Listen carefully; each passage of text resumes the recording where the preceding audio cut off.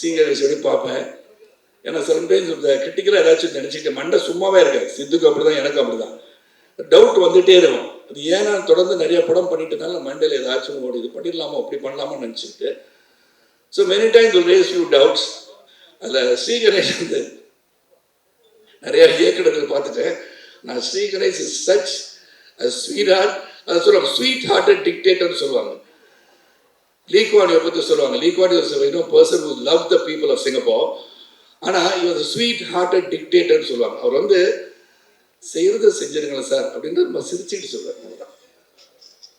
நான் சொல்லுவேன் கணேஷ் இது மாதிரி இதில் இந்த டைலாக் இப்படி மாற்றி சொல்லிடுறேன் கணேஷ். சரி சார் அப்படியா சார் ஓகே சார் உங்க சரி நான் அந்த டைலாக் எழுதி வச்சுட்டு சரி போய் சொல்லலான்னு போனோன்னே ஷார்ட்டெல்லாம் வச்சுட்டு சார் சார் நான் சொன்னதை மட்டும் அப்படியே சொல்லிடுங்க சார். இதுதான் ஸ்வீட் ஹார்ட்டட் டிக்டேட்டர். நீங்கள் அதை மாற்றிலாம் சொல்ல வேணாம் சார், எனக்கு தெரியும் சார், ஸ்கிரிப்ட் எழுது நான் கட்டி பிடிச்சிட்டு இருக்கேன் அந்த புக்கை நான் எழுதியிருக்கேன், எனக்கு தெரியும் சார், நீங்கள் பெரிய நடிகராக இருக்கலாம், நிறைய படம் நடிச்சிருக்கலாம், நான் சொன்னது மட்டும் செஞ்சிருங்க சார். I like that about it. Conviction that what he has written will be there in the screen சொல்லி நினைச்சது தான் ஸ்ரீ கணேஷ். இனிஷியலாக என்ன இப்படி சொல்லிகிட்டே இருக்காருன்னு பார்த்தேன். But Ganesh hats off whatever you felt Sarath அந்த மாதிரி கேட்டே இருக்காரு. கேள்வினா கேள்வி கேட்கும்போது தான் நல்லது வரும்ன்றது என்னுடைய நம்பிக்கை.